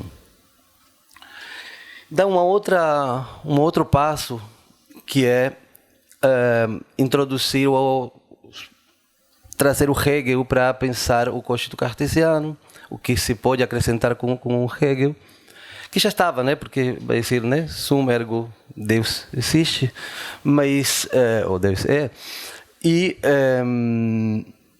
o que propõe é que há uma torção onde a gente pode passar a pensar já não só esse sujeito, senão como o sujeito saber, ou saber não sabido, porque aí acrescenta que o cogito deveria ser eu sei que eu penso, em toda essa dialética para alcançar a autoconsciência. Passando pela dialética do mestre e o escravo, mas o que vai colocar aí vai fazer uma impugnação para o próprio Hegel, dizendo que, na verdade, não se trata disso, da reflexibilidade das consciências, sino que é o recurso, o grande outro, assim como já estava em Descartes, que permite reconhecer ou afirmar essa autoconsciência. É dizer, o sujeito transparente não alcança a existência pela via da intersubjetividade, clássico do Lacan, ou por outro sujeito. O sujeito transcendente somente pode obter a garantia de existência ou reconhecimento do seu ser por parte do Deus, como demonstra a exclusão da coexistência da coexistência das consciências. O problema é que Lacan diz tudo isso, mas depois faz uma nova dobra que nos permite dizer, bom, não é por esse reconhecimento, né? Tá pensando no esquema imaginário e o grande outro, mas não deixa de dizer, é uma citação, que nesse problema de reconhecimento, o que se encontra é que sou enquanto posso dizê-lo, né? A função da fala, o sujeito da fala, e também fazer com que o outro diga sobre o meu ser. Portanto, isso nos permite pensar né? Esse reconhecimento, essa ideia de eu sou o outro, essa imagem de si no reflexo do semelhante, com toda a problemática de fazer de ser ao outro sobre meu ser. É dizer, introduz a lógica do poder e nos permite pensar, ou nos exige pensar, qual é a lógica do semelhante, sim? Como se reconhece esse semelhante. Sim? Na dialética do senhor e o escravo, é a astúcia da razão, diz Lacan, que produz um desequilíbrio e esse outro passa a ser quase semelhante, é dizer, reinterpretado, eu digo, para Totara Gonçalves, como um defeito de cor. Esse é quase semelhante para pensar nas lógicas do racismo. Então, repensar a lógica do imaginário, da relação, inclusive fanoniana, a partir de um aprofundamento na teoria da alienação do Lacan. Bom, vou encaminhando, né, para terminar. Então, do que se trata é de pensar a particular negação, a operação lógica que propõe Lacan para pensar o sujeito da modernidade, nesse não sou, não penso, e o que nos permitiu destacar que a gente na psicanálise traz bastante isto, mas o que ela está nesse não sou, não penso, é uma negação que recai no G do penso, no G do sou. E diz Lacan, se trata de uma escolha forçada. E aí, outra vez, em que discursividade? Então, ele vai dizer, para dar o exemplo disso, entre o não penso e o não sou, e a gente repete isso, mas também diz entre a bolsa e a vida. E, bom, se se pensa com o discurso capitalista, a gente pode pensar em algumas outras coisas. E também diz na liberdade e a morte. E se se pensa em sou, não sou, penso... Sou, liberdade e morte dentro do discurso do mestre retrógrado, que o discurso capitalista nos permite uns subsídios de como vamos entender essa alienação do sujeito. Clássico esquema. Então, último dos slides. Porque isto não vai exigir pensar a direção do tratamento. É um salto enorme que estou fazendo. Mas tudo bem, há uma sentença freudiana, que todo mundo conhece, Lacan trabalha e retrabalha. Eu estou descobrindo que é o compás das diferentes pontuações do cogito que Lacan vai fazendo, mas é um trabalho que ainda só identifica intuitivamente, depois vejo se apresento para vocês. Mas onde isso era, sim? Onde isso estava, sim? O sujeito deve advir, a gente diz isso. E sempre pressa pela ideia de que é o sujeito, não é o eu, e toda aquela coisa. Mas todo o seminário 14, Lacan trabalha e desenvolve, está trabalhando a lógica da fantasia, uma outra distinção que me parece necessário resgatar, que é onde isso era ou estava, sim? É o id, das pulsões invadem o sujeito, assim o apresenta Lacan, mas também tem onde isso era e estava o inconsciente, onde a significação ligada ao objeto alcança, sim, o sujeito. É dizer, que o sujeito deve advir onde isso era ou estava do G do pensamento e do G do sou, do estrutura gramatical das pulsões e da significação. É isso que propõe Lacan. Então ele diz algo que é a proposta incipiente, não está totalmente desenvolvida no capítulo, mas ele faz uma distinção que depois eu não encontrei que ele desenvolva muito mais, mas pode ser que sim, que é que se trata da possibilidade ou não que a negação do G do pensamento e o G da existência venham ou não a intercambiar-se, a confundir-se ou a recobrir-se. Dizer, a passagem, o sujeito deve advir nesse onde isso estava, mas depois deve ou pode ser que ele venha intercambiar-se nessas duas estruturas diferentes. Portanto, ele disse, para isso deve existir o vazio, e chama de operação de verdade, sim? Em torno desse objeto A, capaz de fazer com que se passe de um lado ao outro, do id ao inconsciente, da gramática ao sentido, podemos seguir da verdade ao saber, do sujeito ao outro. Então, essa passagem é o que eu estou reconhecendo, é uma passagem que eu estou hipotetizando, é uma proposta que eu faço, que eu mesmo vou continuar a desenvolver para a clínica, que dentro do discurso colonial, talvez alguns outros discursos, para o sujeito do racismo, talvez para alguns outros, haveria que pensar no discurso colonial como retrógrado do discurso do mestre, com essas diferenças particulares que eu não explicitei para vocês. Não se habilitaria essa operação de verdade, ou estaria dificultada essa operação de verdade que Lacan propõe para o vazio, e, portanto, não seria a lógica do ser ou não ser do que se trata, ou que está impossibilitado de ser, senão esse sujeito colonial do racismo está impossibilitado de fazer, ou dificultado, de fazer essa passagem entre a gramática das pulsões e a significação do inconsciente. É isso que queria apresentar para vocês. Obrigado.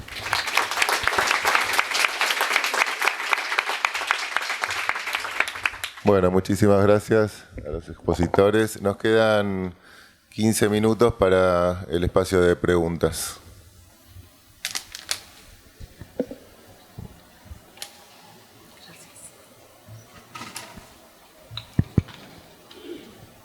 Lo saco de aquí y así lo vamos pasando.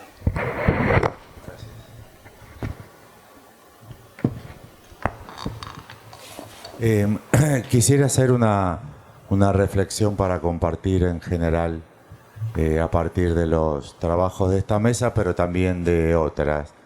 Y es revisar la idea de hay un poder que...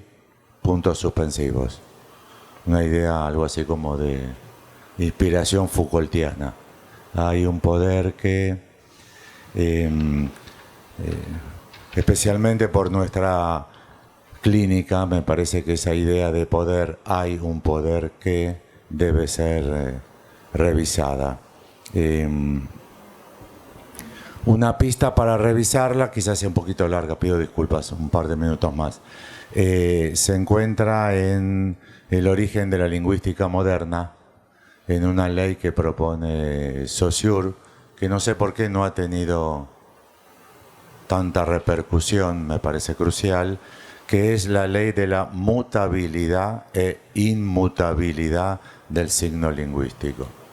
Se trabaja muchísimo la arbitrariedad de la relación significante-significado, etcétera, etcétera. Se olvida esta otra. Quiere decir lo siguiente: nadie puede hacer que un término de la lengua cambie y nadie puede evitar que un término de la lengua cambie o perdure. De hecho, ya en arbitrariedad uno se da cuenta que hay un problema, y si es arbitrario es porque no respeta ningún poder. Y efectivamente los términos de cualquier lengua, de toda lengua, cambian o no cambian, se podría decir autónomamente. No hay ese poder que regule la mutabilidad o la inmutabilidad del signo lingüístico. Por ejemplo, son ejemplos pero me parecen importantes.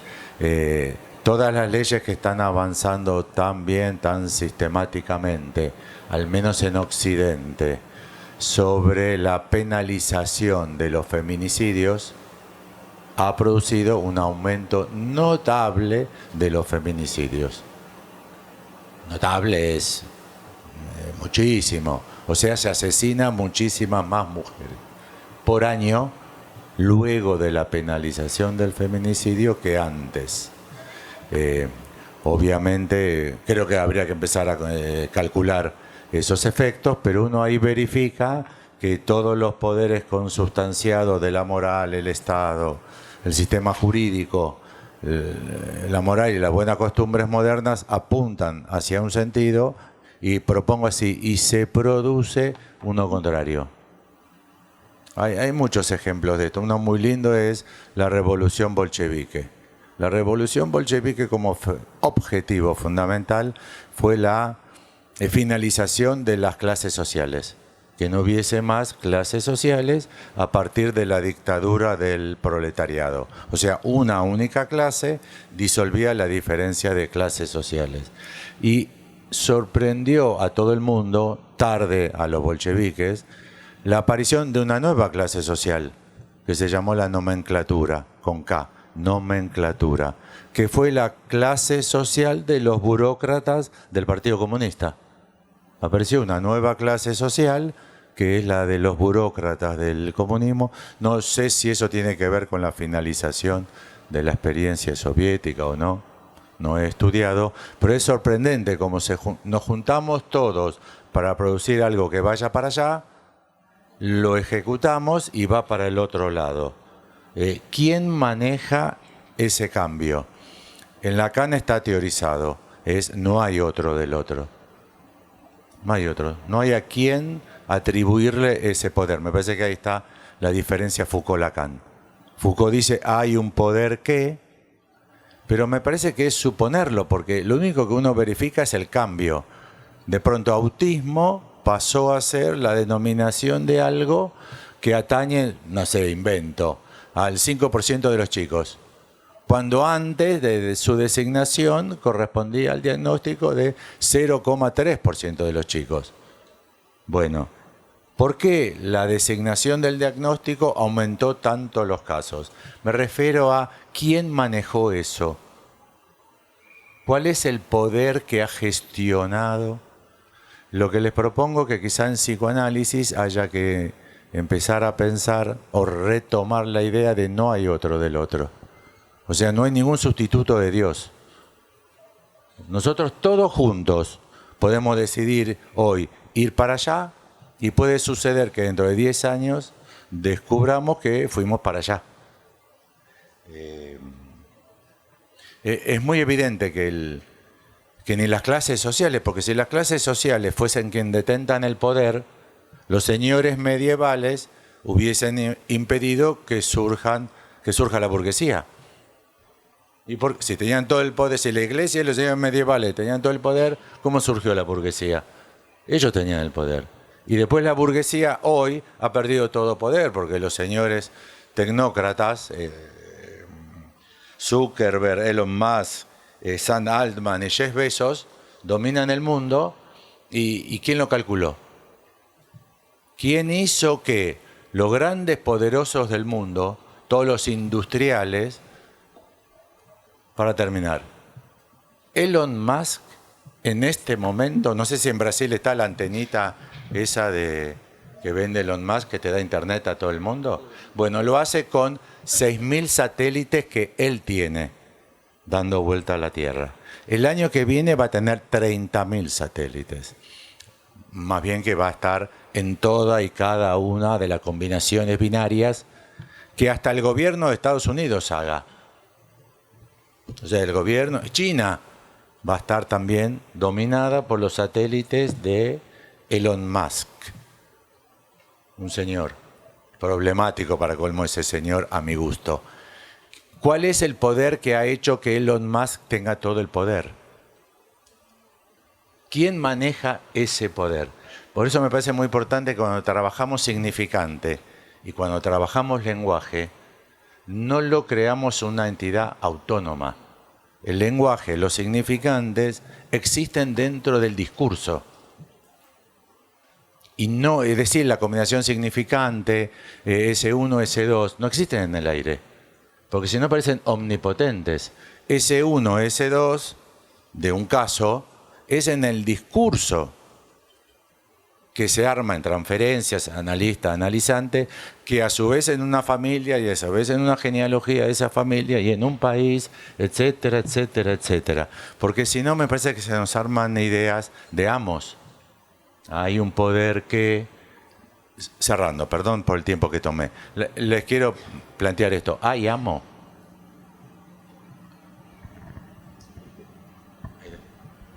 Hola, bueno, quería hacer dos preguntas muy breves, tal vez casi como para confirmar si ubiqué bien pequeñas líneas del trabajo de María Inés y Paula y de Daniela. Para María Inés y Paula, pregunto si en el cierre que formulan ustedes respecto de esta epidemia, podríamos pensar la articulación directa al PIC, al concepto fundamental ligado a la cuestión del individualismo y del biologicismo. Eso, digamos, como para puntuarlo. Luego, Daniela, me preguntaba si esta idea del un caso, ¿no?, que sea uno ese, se vinculaba con una de las cuestiones que mencionabas, que sería la lógica, la idea de la batería, ¿no? Así como pensamos la batería significante, sí, para poder establecer que es ese caso y no otro, es necesaria esa idea o esa condición. O sea, que todo esté allí, ¿no? Bueno, eso... A minha pergunta é para Maria, para Paula e para o Anthony. E eu vou tentar em espanhol. Eu trabalhei em uma clínica de autismo, mais alto? Uma clínica de autismo em início de minha graduação em psicologia. Era com ABA, então comportamental, behaviorismo, essas coisas. Hablar sobre a psicanálise, tratar autismo, crianças, niños autistas era como um absurdo, algo impossível. Então, me quedo pensando o que pode a psicanálise para o tratamento de los niños autistas. Sei que o tema não é exatamente isso, é como os diagnósticos, estigmas e coisas assim, pero me quedo pensando também, porque é uma área que perdemos por conta da estigmatização das madres, as mães geladeiras, essas coisas, que sim, penso que foi uma falha de psicanálise, pero eu não sei, me quedo pensando, porque às vezes quando me cambiei para psicanálise e pensei, isso é que eu quero fazer. Pensei, eu nunca mais atenderé niños autistas, eu não posso, eu não puedo. Então, não é exatamente uma pergunta, mas queria escutar vocês falando sobre. A gente tem mais uma pergunta? E aí... E a Flávia quer perguntar também. Tem mais uma? Tem mais duas? Então, vamos fazer um bloco? Rápido, gente, por favor. Sí, rápido, estamos con poquito tiempo ya. Bom, Alfredo, eu acho que eu encontro entre uma distinção espanhol, encontro uma diferença com tu argumento que e creo que tiene un problema, si me lo permitís decir así.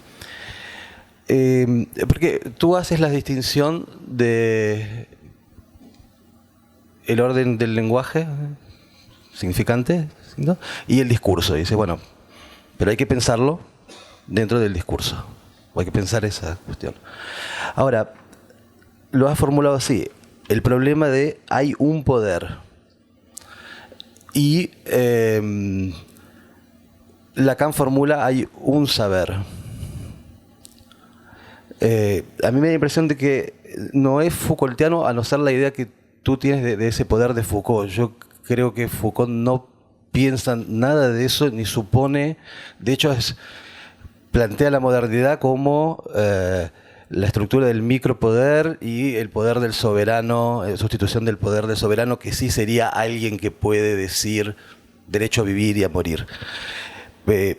Por lo tanto, ahí me parece que hay una estructura del orden del problema del orden del poder que pensamos. Y cuando nosotros decimos hay un saber, en la base decimos hay por lo menos dos significantes.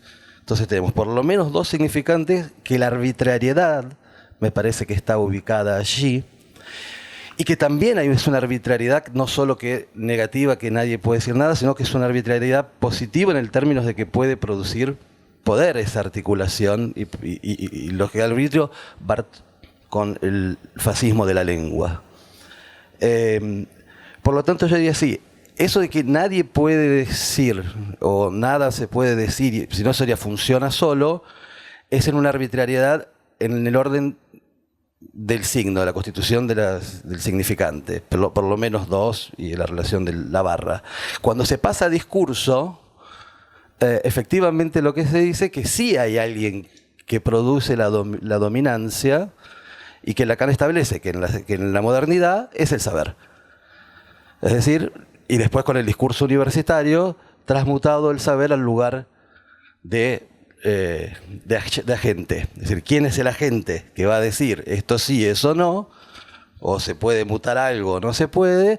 Dice Lacan, es en el orden de la agencia del saber y la perversión del discurso universitario. Para finalizar eso, diría que lo que yo estaba proponiendo es que en el discurso, la agencia del saber, en el discurso del amo, pensándolo como en el discurso colonial retrógrado, ahí hay una diferencia que se puede pensar entre si funciona solo o hay alguien y se restablece alguna cierta lógica de que hay uno que puede decir o hay alguien que puede decir. Es un problema ahí, no voy a meter, pero tiene que ver con la más-valía. Entonces me parece que en ese sentido te respondería. Bueno, si les parece, damos lugar a la pregunta de Aide, para que puedan responder las colegas, y ya cerramos, y a la colega. Hola, buenos días. ¿Se escucha? ¿Sí? Buenísimo, bueno. Bueno, buenos días para todos. Brevemente, después Paula, si querés acotar algo. Brevemente comentar en relación a esta discusión que se está dando, que nos resultó muy interesante. El autor que tomamos, Ian Hacking, tomamos un libro que sí, que tiene filiación Foucaultiana, pero el libro su título es ¿La construcción social de qué? Él plantea que la construcción social, el constructivismo social, no es unidireccional, porque si no estaríamos otra vez poniendo a lo social como un gran otro poderoso que nos determina.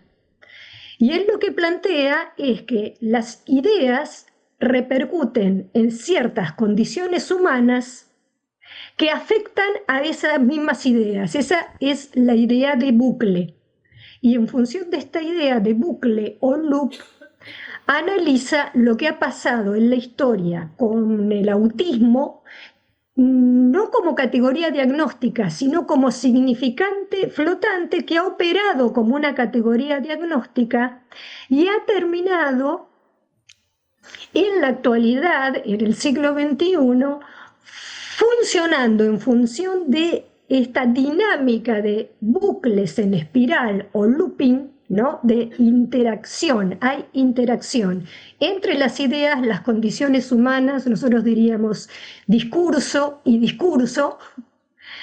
En esta espiral de bucle se ha terminado produciendo un nuevo, lo que nosotros llamamos un nuevo personaje del individualismo moderno, que es el prototipo del autista que se autodiagnostica como autista, detentador del saber, rechazando el saber psi y de los especialistas, en función de una suerte de interjuego que tiene la lógica de esta espiral de bucles entre las dimensiones de saber, economía y política. Esta cadena la tomamos de las elaboraciones de Alfredo Edelstein del año 2024. Están en sus presentaciones en Apola. Entonces sí, para responder a la pregunta de Aide, nuestra idea es que el autismo como significante flotante, tal cual lo denomina un autor, el otro autor que nosotros tomamos, que es Gilles Eyal, termina definiendo un nuevo personaje del individualismo moderno y según el diagnóstico de Lacan en el 68, Esta definición, este autodiagnóstico identitario, genera mayor segregación, porque aparece el autismo que se reivindica parecido a lo normal, ahí está la paradoja, parecido a los normales, el autismo de altas capacidades es el que se autodefine como autista, como persona y no como trastorno, ¿no? Y entre otras paradojas, lo que sucede es que empiezan a generarse discursos de disvalor en relación a los autismos de bajas capacidades y a las llamadas patologías que tienen más que ver con la debilidad mental. No sé si se capta la idea, ¿no? Hay una discriminación que se arma sola. Los padres y las mismas personas prefieren identificarse, tomando el término de identificación al diagnóstico, con el autismo de alta capacidad, ¿no? El anteriormente llamado Asperger. Y sí, para Lacan habría posibilidad de abordaje de los autistas, de los niños autistas, y eso lo dice en la conferencia de Ginebra del 74, porque no están por fuera del campo del lenguaje. Eso en relación a la otra pregunta que apareció. Bueno, no sé si Paula quiere agregar algo. Sí, pasa en la misma línea, ¿no? En relación a esto último, que no hay en Lacan una teoría sobre el autismo, sino que en la referencia que cita María Inés, lo que surge, digamos, es su articulación con la esquizofrenia infantil y que incluye al sujeto llamado autista en el campo del lenguaje. Un poco podría entreverse cierta crítica a la noción misma de autismo, porque Lacan dice que si el autista habla es porque alguien le habla. Eso por un lado en relación a esto, más allá de que hay toda una controversia en el campo psicoanalítico respecto, bueno, de qué estatuto darle, digamos, en cuanto a su causa simbólica, digamos, en el campo del psicoanálisis. No es eso lo que nosotras abordamos, por eso no lo utilizamos, no fue un recorrido desde lo clínico. Y bueno, como decía María Inés, en esta serie de bucles no es, dice ella, que se hace un traspaso como automático, ¿no?, de la desinstitucionalización del retraso mental al autismo, ¿no? No es algo lineal ni automático, sino que justamente se da por esta serie de bucles, como decía Mari, podríamos pensar casi en un sentido dialéctico, donde las lecturas del diagnóstico van generando nuevos sujetos y esos sujetos van repercutiendo a sí mismos en el modo en que son leídas sus manifestaciones.